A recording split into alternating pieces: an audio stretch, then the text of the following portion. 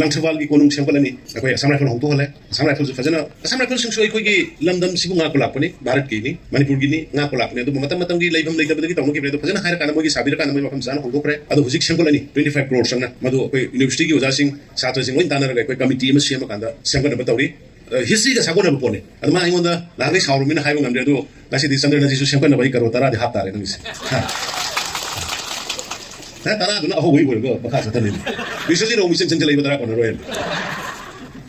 ꯃꯃꯥꯡꯒꯤ ꯆꯍꯤ 2-3ꯗꯒꯤ ꯇꯥꯟꯅꯔꯒ ꯂꯥꯛꯄꯅꯤ ꯀꯣꯟꯀ꯭ꯔꯤꯠ ꯔꯣꯗ ꯍꯧꯖꯤꯛ ADBꯗꯒꯤ ꯑꯩꯈꯣꯏ ꯁꯦꯡꯁꯟ ꯇꯧꯔꯦ ꯑꯌꯥꯝꯕ ꯑꯣꯜꯃꯣꯁ ꯂꯣꯏꯅꯔꯦ ꯑꯊꯨꯕ ꯃꯇꯝꯗ ꯀꯔꯣꯔ 3,300,000ꯒꯤꯅꯤ ꯑꯩꯈꯣꯏ ꯁꯔꯀꯥꯔꯁꯤ ꯂꯥꯛꯄꯒ ꯑꯩꯈꯣꯏ ꯊꯕꯛ ꯈꯔ ꯄꯥꯏꯈꯠꯆꯕꯅꯤ ꯑꯗꯨꯅ ꯑꯥꯔꯠ ꯑꯦꯟ ꯀꯜꯆꯔꯒꯤꯗꯗꯤ ꯑꯩꯈꯣꯏ ꯑꯥꯔꯇꯤꯁꯁꯤꯡꯁꯤ ꯉꯁꯤ ꯐꯥꯎꯕꯗ ꯑꯩꯈꯣꯏꯒꯤ ꯃꯥꯏꯕꯤ ꯑꯣꯏꯒꯦꯔꯥ ꯑꯔꯥꯡꯕꯝ ꯐꯝꯕꯐꯥꯎ ꯌꯥꯎꯅ ꯄꯨꯡ ꯆꯣꯂꯣꯝꯒꯤ ꯀꯔꯤꯒꯤ ꯂꯩꯔꯤꯕ ꯑꯥꯔꯇꯤꯁ ꯄꯨꯝꯅꯃꯛ ꯃꯁꯤ ꯑꯩꯈꯣꯏ ꯆꯍꯤ 60ꯕꯨ ꯁꯨꯔꯒꯗꯤ ꯑꯗꯨꯒ ꯁꯔꯀꯥꯔꯒꯤ ꯊꯕꯛ ꯏꯪꯈꯥꯡ ꯇꯧꯍꯧꯗꯕ ꯑꯗꯨꯒꯨꯝꯕ ꯂꯩꯔꯒꯗꯤ ꯑꯩꯈꯣꯏ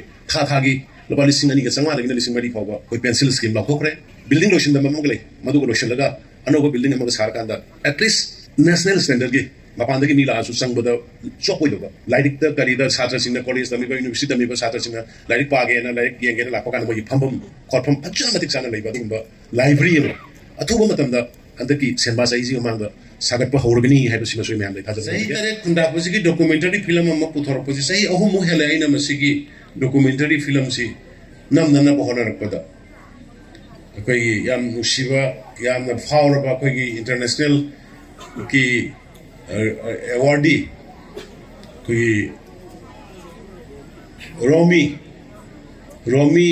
ꯃꯩꯇꯩ ꯑꯩꯈꯣꯏ ꯐꯤꯂꯝꯒꯤ ꯃꯥꯅ ꯇꯧꯔꯒ ꯅꯝꯍꯟꯕꯅꯤ ꯑꯗꯨꯕꯨ ꯏꯔꯥꯡꯁꯤꯅ ꯇꯧꯕꯗꯒꯤ ꯃꯇꯝ ꯈꯤꯇꯪ ꯑꯁꯦ ꯅꯣꯏ ꯀꯅꯥꯅꯣ ꯑꯃ ꯇꯧꯔꯒ ꯒꯥꯔꯤꯗ ꯇꯧꯔꯒ ꯇꯧꯕꯤꯔꯗꯤ ꯐꯅꯤ इंटरनेशनल की ओइना लेरिबा हिस्ट्री चैनल सिदा थाननबा डॉक्यूमेंटरी ओइना सेमबने अदु मसिम हजिक लोइरे अदुगा होरेन आदा येंग मतुंग दा कोई हिस्ट्री चैनल दा दम येंगबा फंबिरगने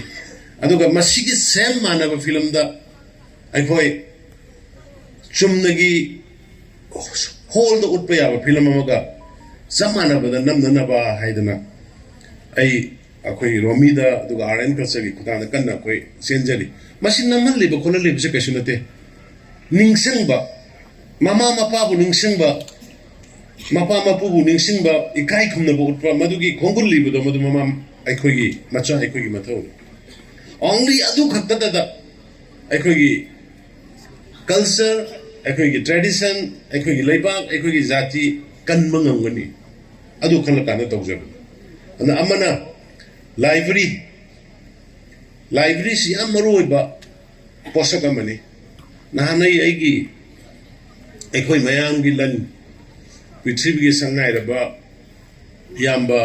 अंकल अखोय रतन थियाम अखोय मागी मसा नुवाइतबा अखोय हंगबा चलुई अखोय आई मरुक कराम सामने अखोय चलुई मदैदा मागी ngोंदा लेजरमिबा आसा माना खंजब मणिपुर माना खंजब भारत वारी इंटरेक्शन नाक तौने मदैदा माना लाइब्रेरी की यामना मागोंदा सना तौनिंगबा खोनिंगबा साहोनिंगबा तौहोनिंगबा मयाम अमा वारी ली अदुदा नतना आर्टिस्ट सिंगी मणिपुर के आर्टिस्ट सिंग सी कमाई तौरिबा सुमांग लीलागे न कमाई तौरिबा वारे खोले तौना आइना वारी तो लिरमी कल कोई समाई तौना आर्टिस्ट सिंग मणिपुर नंगसी फाउरिबा पृथ्वी दा फाउरिसी आर्ट एंड कल्चर अदुगा मागी स्पोर्ट्स हैंडलूम एंड हैंडीक्राफ्ट्स अदो मदुगी मखोइबु योकट पिनबदी कना कना न करी तौरिगे ना अखोय हेक कोई थबक खरा पाइखत चबनी अदुना आर्ट एंड कल्चर की ददी कोई आर्टिस्ट सिंग सिंग असी बाबुदे कोई अखोयगी माइबी होइगरा और अरांगबम फंबा होगावना पुंग सोलोंगी करीगी लैरिबा आर्टिस्ट पुनमक मसे कोई सही हुंफुबु सुरगदी अदुगा सरकार की थबक इंगांग तौहौदबा अदुगुंबा लैरगदे कोई थागी लुपा 2,500 2,300 फाउबा कोई पेंसिल स्कीम लाउथोखरे हौरे ना इना मांगोन तम्मे मा अदगिदा कोई जोय कोई आर्ट एंड कल्चर की कमिश्नर से कोई हुजि फाउबदा मियोय लिसिंग मियोय समापन मुक्ता कोई पेंसिल पीरे आर्ट एंड कल्चर आर्टिस्ट सिंग अदुना मदमाय तो तब याम हरावे अदगी स्पोर्ट्स की जो इना हरमनी स्पोर्ट्स की जो कल एकोय सुमाइना national international represent tawraba aduga makoi sing karigumba moina government service kuma ta hodraba laitraga di moi gi da mukta di koina pencil scheme moi gi su thame sahi humpu gi matung da moi palising mari da gina palising tor phawba phangna ba gi moi ayam ba uji sports department da gi koina pencil pi ba hore and have mayam harauna torkanda mango da koina tholanda da ina uji khoi central library gi leiriba mafam se ai yenghale hanagi leiriba saba loidaba building amasu ledna uji central library gi sida thoba matamda hayangmak ai architect ne moi koi joy hoy commissioner adagi moi mayam sala kana yenga kanda anova building hanagi leiridu da satra satri sing kaya na lairik pa ba lairik yam thamba ya ba du yenga kanda anova building lotion da mamuglai madu go lotion laga anova building amaga sar kanda at least national standard gi mapanda gi mila asu sangbada chopoi do ba lairik ta karida satra singna college da mi ba university da mi ba satra singna lairik pa ge na lairik yenge na lakpa kan mo yi phambam khotpham phajana matik chana leiba dugumba library ema athuba matamda andaki senba saiji mangda sagat pa horogani haiba sima soi me amdai thajaba thamjage maramde hairi ba posting se khoigi lanne hairi ba library na piba kana badudi aina haidor su khonge madugi library gi importance lairik yaudana knowledge khoi phangba ngamde lairik atuki ndik paba missing sida knowledge atuki mati wanga le aduna library de khoi inkat padu ba history pari puri thiba khongul liba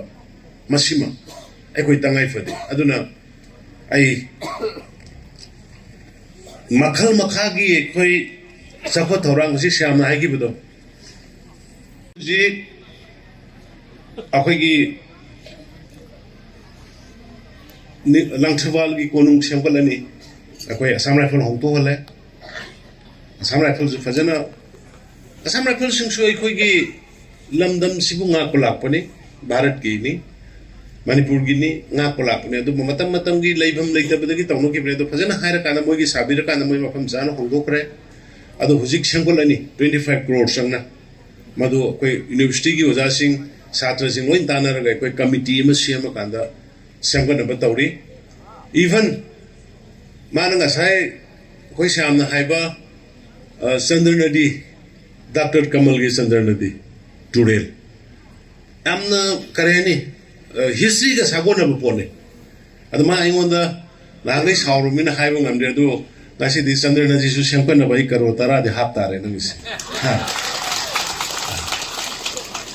ha tara duna aho wei go bakha sathane bisoji no mission changla iba tara kono royal aduna hujik Imphal manungi lambi amadi greater Imphal RCC ki concrete road thara gane concrete ki road RCC sahi nimfu gi guarantee leiba hujik akhoi manam di kai no da akhoi na masi lokho charai si works minister su leiri masi akhoi na masi lokho charai si kari gino haiba kanda akhoi manipur si tha tare nong taiba sahi emagi manung da tha tare nong taiba da tha tare nong tabam pham da koila se suya ya de koila se ta kai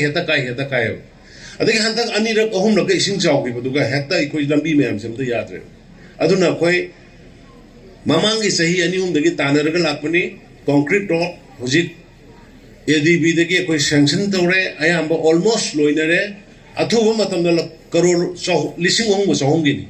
3,300 crore gini masi athuba matamda koi jatra hulka na thaba horgani concrete road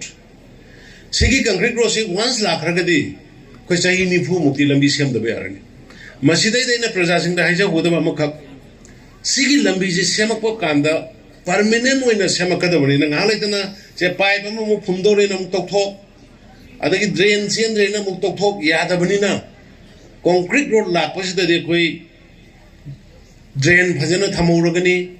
pipe phungda loina phumoragani adagi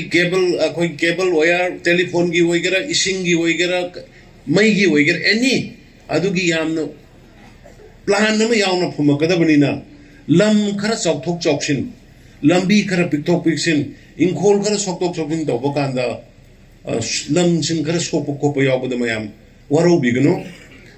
pata waragana madu ki sabsaba phingmam thokwa pigani aduga pata natabadadi khas lena kadda lambi si semukanda kidang mayam ki cooperation pibiu haidnai masim dangai mayam da nijaninge adaki amana hujik aina sil lakpada hujai sil lakpada sigi mamangi phajakraba pakraba akoina wana semak lambi ne do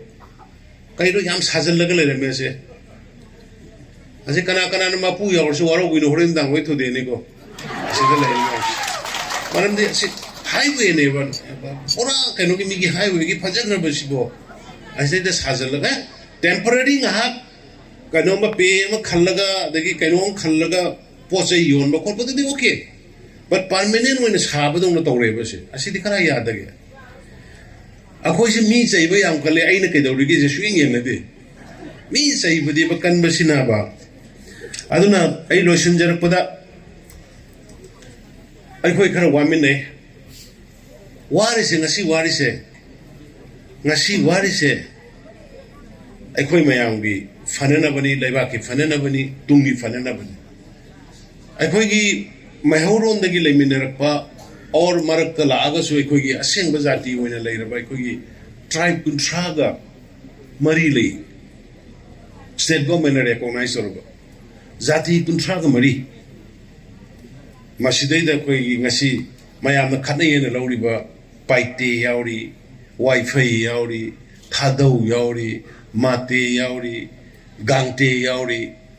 sigi mayam punamak se अखोगी जाति ngakne हाइबा पोन मया पुनम से कोई हम नुक्सिन लेरपनि अदु हंतक नसाइना अहुबद हागिबदो मपानदगी और मरक्तगी हुमकपा फत्तब नुक्सित यावबा एखोई मणिपुर सिबु तोखाइना थुगाइना बहनबगी वाखलोन यां Koyna सागलग Lakpa यावबा pot Kharna हंदकी रांगसे थोनबनि मनुंग मपान पुल्लग अदुन मसि थेंनबसे अखोई पुंजनदरदि थेंनरोयबो Biren Singh kan mengamoy, Syam Singh kan mengamoy, Aina Munoi Singh mayam Singh kan mengamoy. Sida koi mayam punchal laga, karai de soy bano, karino, karai de soyram bano. Adri karmaina koi sang sige,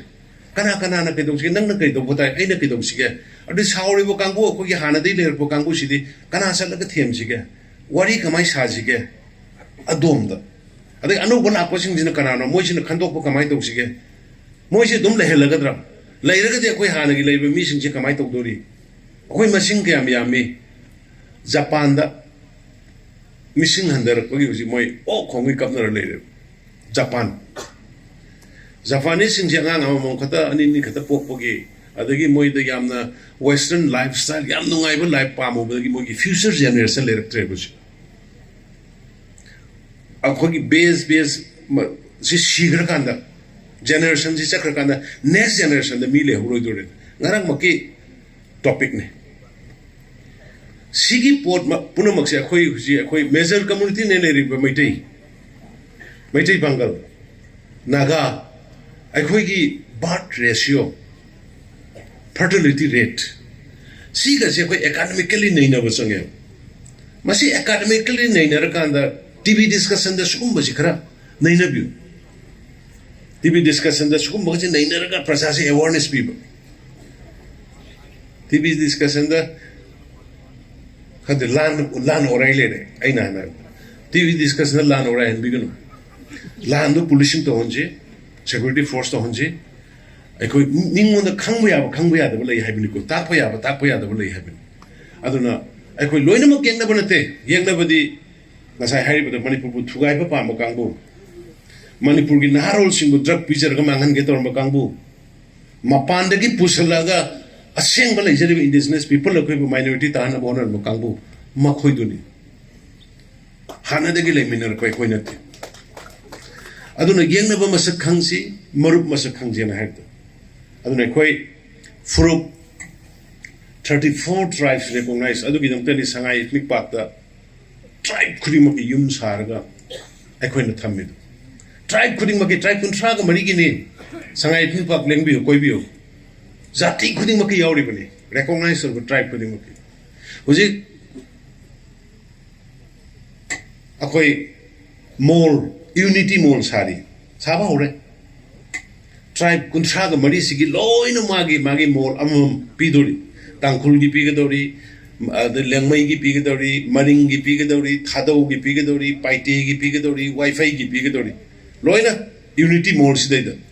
मामागी culture मागी tradition मामागी दुकान दो मसक थोंना थमदोरी मरमदे अखोइसे अपुन्म मणिपुर से अखोइ सिना साइकोइ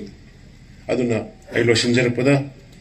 हुजिकी history channel दा ngasi akoina launch tawgdoriba huzik kangla da launch tawgdoriba koi kaino si yembiyo sahi tare tuntapagi matamdu da ima ibl sing na thengna gi ba wa ba isal lisa sing morok tharga hatkiba kamanung da hoijellaga sorok da yari lenga purga lakna giba mayam madu da gi kalak giba du gini ngasi gambir sing akoina ningsing iba nursing maharaj akoina ningsing iba अखोना हीरा चंद्र अखोना लासे मसीगी जगह सिदने अखोना करोड़ निम्फू चंग मणिपुर की history सही लिसिंग अहुमगी मयाद लेब history से फजना computerise तौरकांदा पृथ्वी की लाप मीसिंग अदुगा मणिपुर की लाकदब Tungi मिरोलसिंग the खंगौनब सागतकदोरिसे मफम Sydney अनु वाफम खसे थमजरगा आइगासी लेंबी लेब मयाम पुनमक मरोइना आइगी लंगथबालगे माइसा इसिल नाउ मपुंग फंक्शन सिबु मपुंग फानबगदे मुक्ता इ हनना थागसरी